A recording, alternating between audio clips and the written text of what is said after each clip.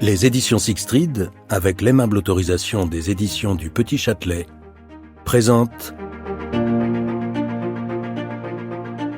Les enfants de la Samaritaine, de Jean Daillon, interprété par Laurent Charpentier.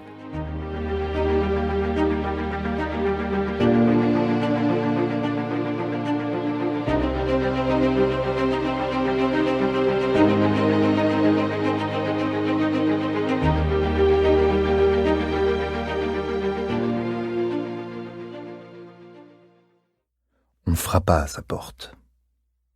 Était-ce celui qu'elle attendait? Intriguée, elle se leva du lit et alla ouvrir le Judas grillagé. Il tenait haut une lanterne. C'était lui. Rassurée, elle tira les 2 verrous. « Avez-vous l'acte ?»« Oui. » L'homme déposa la lanterne, fouilla dans sa poche, tira son couteau, attrapa la femme par sa robe et la frappa au ventre, au cou, partout, au hasard, plusieurs fois. Elle tenta de crier mais n'y parvint pas, le couteau ayant déjà atteint sa gorge. Le chien qui dormait sur le lit se précipita alors sur l'assassin, mais ce dernier le frappa si fort qu'il l'assomma. Mercredi 27 avril 1639. Depuis l'affaire du funeste testament, comme l'avait surnommé son ami Louis Fronsac, une enquête qui aurait plutôt dû s'appeler « La chute du commissaire corrompu », Gaston de Tilly, commissaire examinateur du quartier de la Grève, s'ennuyait, car ses journées se déroulaient dans une morne et répétitive langueur. Assistant du commissaire à poste fixe, Philippe de Boyer, qui avait remplacé le commissaire Tavernier, Gaston visitait chaque jour les marchés, auberges et hôtelleries entre les quais de Grève, la grande boucherie, la rue de la Verrerie et Saint-Gervais. Sur place, il veillait aux approvisionnements, à la qualité et au juste prix des marchandises et au respect des règles statuaires des corporations. À ces inspections s'ajoutait le contrôle des lieux malfamés, la recherche de libelles défendus et l'exécution des ordonnances, arrêts et règlements de la prévôté. Cette besogne routinière ne présentait guère d'intérêt pour M. de Tilly, qui se passionnait plus pour les enquêtes criminelles. Or, il n'en avait point eu à traiter depuis le funeste testament. Pourtant, violence et meurtres ne manquaient pas dans le quartier de la Grève. Mais il s'agissait surtout de rixes entre crocheteurs, portefaix ou gagne-deniers, ces hommes de peine qu'on nommait les garçons de la rivière, parce qu'ils travaillaient sur les quais. À ces désordres s'ajoutaient bien sûr les altercations entre piliers de cabaret pour tricherie, aux cartes ou aux dés, bien que ces jeux soient interdits, les disputes d'ivrognes et les bagarres pour possession de putrelles. Quand il se rendait sur les lieux pour enquêter ou rétablir l'ordre, Gaston ne voyait nul mystère et les coupables étaient vite découverts, saisis, pendus et étranglés, à moins que les juges ne les expédient aux galères après les avoir fait flétrir au fer rouge. Pire, les larrons eux-mêmes se faisaient rares.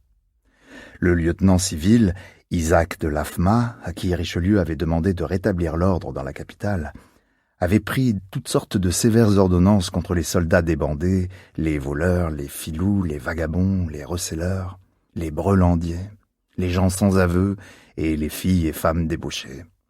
Le moindre prétexte était bon pour que ces gens douteux soient arrêtés par les exempts, les sergents à verge du Châtelet ou les archers du Chevalier du Guet, et qu'ils soient ensuite jugés de façon expéditive. À ces poursuites incessantes s'ajoutaient de vastes rafles dans les quartiers malfamés qui pouvaient rassembler jusqu'à 400 archers.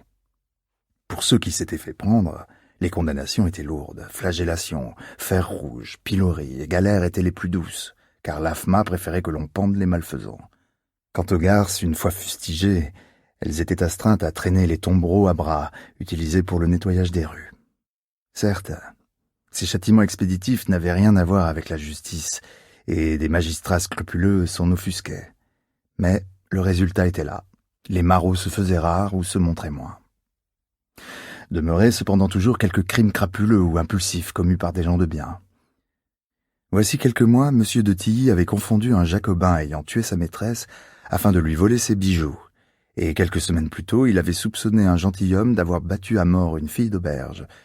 Hélas, dans les 2 cas, son supérieur, au Châtelet on disait son ancien, Philippe de Boyer, commissaire à poste fixe du quartier de la Grève, lui avait retiré ses enquêtes, prétextant vouloir investiguer lui-même. En vérité, après avoir appris que le Jacobin avait un frère évêque et le gentilhomme un père proche du roi, l'ancien avait préféré abandonner les poursuites.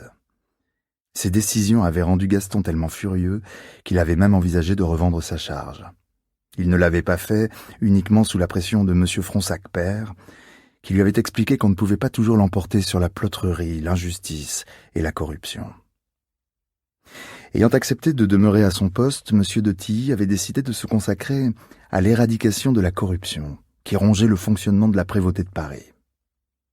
Dans cette entreprise, son supérieur ne pourrait plus lui mettre de bâton dans les roues, puisqu'Isaac de Lafma avait juré de faire disparaître ces basses friponneries. Depuis quelques mois, il était justement confronté à cette turpitude, car plusieurs vols mystérieux ne pouvaient s'expliquer que par l'implication d'un ministre de justice véreux. Le mode opératoire était toujours le même. Après la mise sous scellé d'une maison pour succession, banqueroute ou autre raison, un voleur s'y introduisait en disposant d'une copie des clés. Or seuls des gens du Châtelet avaient accès aux documents et aux clés des bâtiments sous scellé, avec la possibilité de faire une empreinte des clavelles. Cependant, cela signifiait des centaines de suspects, et il était impossible d'enquêter sur chacun d'eux sans se mettre à dos tout le monde. Assis devant sa table de travail, Gaston y songeait, tout en relisant et annotant un mémoire destiné à son commissaire, qui détaillait les visites faites au cours de la semaine écoulée et les procès-verbaux dressés à des boutiquiers, ne respectant pas les règlements royaux. Il posa sa plume et lissa sa moustache en aigrette, tout en se demandant s'il devait ajouter quelques mots au sujet de sa visite à Saint-Jean-en-Grève, après un appel du curé à la suite du pillage de Tron. Il s'agissait du 4e rapinage d'aumône depuis le début de l'année, et cette fois-ci, le sacristain avait vu s'enfuir un gamin. Ces enfants des rues étaient une véritable plaie à Paris. En raison de la misère régnant dans les campagnes, ils étaient de plus en plus nombreux à venir dans la capitale pour mendier et voler quand ils le pouvaient. Afin de survivre, les plus audacieux s'introduisaient dans les maisons dès qu'ils découvraient une lucarne ouverte. Là, ils rapinaient de l'orfèvrerie, les pièces de monnaie qu'ils dénichaient et les petits objets de valeur. Impossible ensuite de les retrouver. Et quand le guet les saisissait en flagrant délit, les coupables ne pouvaient recevoir que quelques coups de fouet compte tenu de leur jeune âge.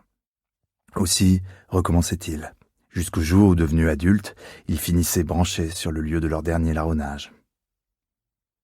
Le cas le plus audacieux sur lequel Gaston avait enquêté portait sur le vol d'un marchand de grains près de Saint-Eustache. Ce dernier étant à l'église avec toute sa ménie, un gamin avait frappé à sa porte et expliqué à la seule servante présente dans la maison que son maître la faisait chercher. Pendant qu'il lui parlait, un complice s'était glissé dans le dos de la domestique, et au retour du bourgeois, les plus petites pièces de son argenterie avaient disparu. Que faisaient ces enfants du produit de leur vol ? À coup sûr, ils connaissaient un receleur, mais les enquêtes n'avaient rien donné, car les objets volés, flambeaux, gobelets, salières, tasses de vin, étaient difficilement identifiables.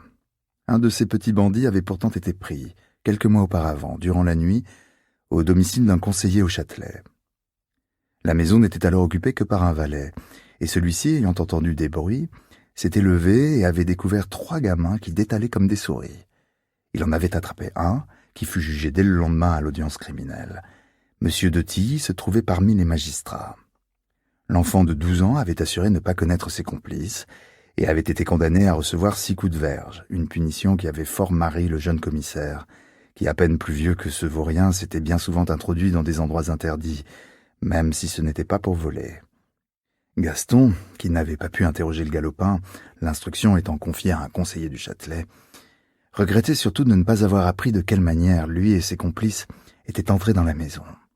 En effet, le jeune larron avait assuré que la porte était ouverte, ce qu'avait nié le propriétaire. Donc l'intrus disposait d'une clé, et quand bien même il aurait dit la vérité, comment savait-il que le magistrat serait absent et qu'il n'y aurait qu'un valet à l'intérieur ? Le commissaire était persuadé de se trouver une nouvelle fois devant une entreprise conduite par quelqu'un de bien informé.